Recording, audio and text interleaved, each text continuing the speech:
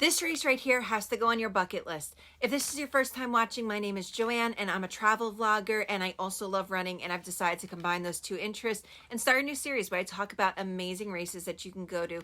And I was so blown away by the race that I did this morning. I knew I had to start this series immediately. So I'm going to be talking about all the details of this race, what it's called, what it's for, how much it costs, what you get, what the experience is like. And let me know in the comments if there's other race details that you want to know as well. And I will definitely add those on to future race analysis. But I am definitely going to jump in and start with this amazing race that I did this morning. And it's called Andrew's Top Gun Run. It's a 5K located in Calverton, Long Island. And I'll be honest, up until today, I didn't know much about Andrew and his story. So I did come home and I did some research on it. I did have a friend who ran the race previously and told me it's such an emotional experience. So I definitely want to learn more about what the event was, what the cause was. And so the story about Andrew is that Andrew was a 12-year-old boy back in 2018 that was hiking with his Boy Scout troop, and a drunk driver tragically took his life at that time.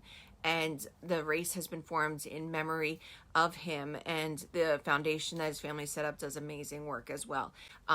Andrew's story, he was a 12-year-old kid. He loved, riding his bike, and the race actually takes place where he learned how to ride his bike. He loved airplanes, and where the course actually is, as a little kid, he would pretend that he was a jet and would take off from where the race was starting. And you realize just how innocent of a kid he was. And today would have been Andrew's 18th birthday, so the family really wanted to make today into a celebration as well as that memorial for him. And so this event was even more special. And it was the third year that they've done this event. And this year they had over 1,000 people. There's a 5K and there's also a fun run. And I apologize, I don't know what the difference was between how many people registered for each, but however, total over 1,000 people were there today, helping to raise money to celebrate the life of this child who was so tragically, his life was cut short because of a drunk driver. And into some of the race day logistics. So the race takes place in Calverton, which I live in Nassau County. If you live Nassau County, New York City, or even further, the distance can definitely deter you from wanting to do this race. However, after experiencing it today, I still strongly believe it's a race that people should venture out to and experience at least once, or I know I'm going to be planning to go back many times. So the race, it costs $30 if you pre-registered. You do get a t-shirt, and I got there pretty late for bib pickup and I still was able to get a shirt. This is what it looks like, and it's a short sleeve shirt, regular running material, and then they did also have some apparel available as a fundraiser for sale. One thing I did notice is that a lot of people were wearing this race day shirt, so it was more of a celebration to Andrew versus a 5K where people come wearing just their regular race gear. And the race started at 9 a.m. The kids run started at 8:30, and they recommend to get there an hour early, so that would have been 8 o'clock. We got there about 7:50, and there was quite a big chunk of cars already there. They did have plenty of people directing traffic, and sometimes these larger races, I'm nervous about what the whole parking situation is going to be like, and also how tough it's going to be to get out later on. But they did such a fantastic job with parking, so that is not anything you need to worry with. It is a bit, outside of where there's train stations, so you do definitely need a car to get to the race. But once you're there, it's very easy to follow. They had plenty of signs showing where to go, and the parking area was huge, but definitely plan to get there on that early side that they recommend. The weather today was pretty sunny. It was low 50s, but it was very windy. And part of that also is because the actual course itself is just an out and back straight line. It's in theory very easy to PR. It's a very flat course. However, the wind coming back was so difficult to run in. And some other stuff about the course. So where the race starts, they do have a time match, so there's no need to push to try and get to the front. I know the race started probably about 2 minutes late, and it took me about a minute or so to get through the starting point, but nobody was pushing or shoving. So even though there was no corrals and there was 1,000 people, it was definitely a comfortable start. And like I said before, you're just out there with really nothing. However, they did have a lot of support along the way. They had water stations in 2 spaces, and not just did they have cups of water, they actually had water bottles bottles as well. They had 2 golf carts. There was one golf cart that was situated. They had a lot of kids like screaming and cheering, which definitely is going to just kind of push you up. And I know the other one that they had was driving down the course, and it was all decorated. And again, just people cheering. So even though you're like not among a community, like you were still part of a larger event, and there was definitely still that on-course support. So the course was clearly labeled. They showed where miles 1, 2, and 3 were. The turnaround point was clearly marked as well. They had 2 fire trucks with a flag, joined between the 2 ladders. So you definitely knew like where you were going when you were coming back. You were looking for the big white tent where they started all the festivities. So you had visual points on where all the turnarounds were, which definitely made it feel a lot more attainable. At the finish line, they did have an announcer there. They did a great job announcing, and I'm kind of picky about my announcers, but definitely this person did a really nice job. And they didn't have medals. However, they had medallions, and this is what the medallion looks like. So it has a picture of Andrew on it, and it also has a quote that was found in his school journal that says, "Never waste a moment," with his name. And then on the back, it's got the logo.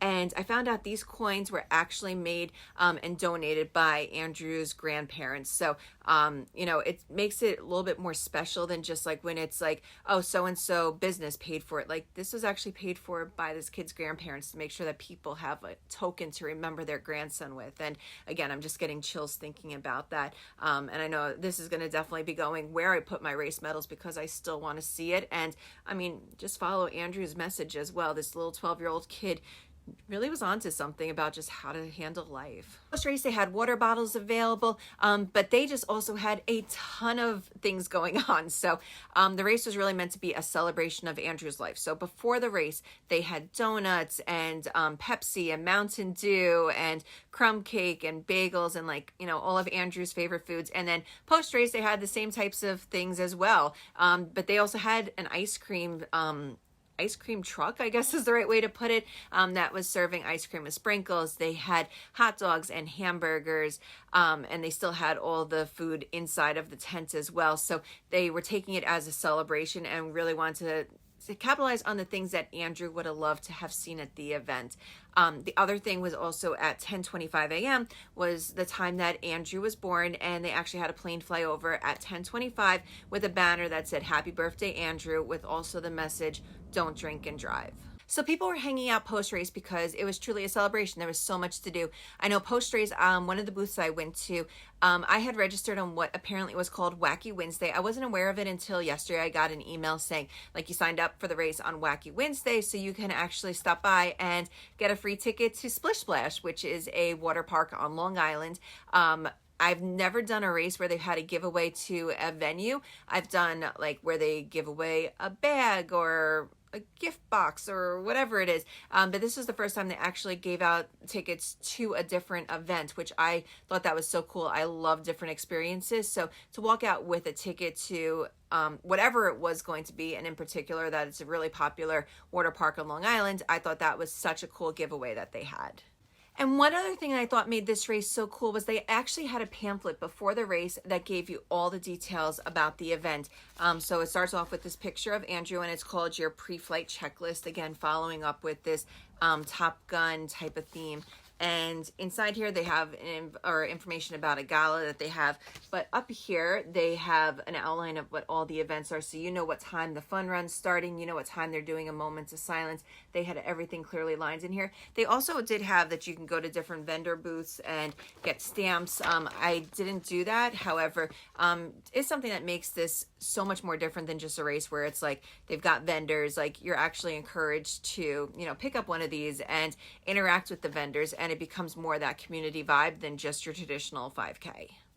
And then to sum it up, this race, definitely, I was blown away by it. For $30, it was one of the most impactful 5Ks I've ever done.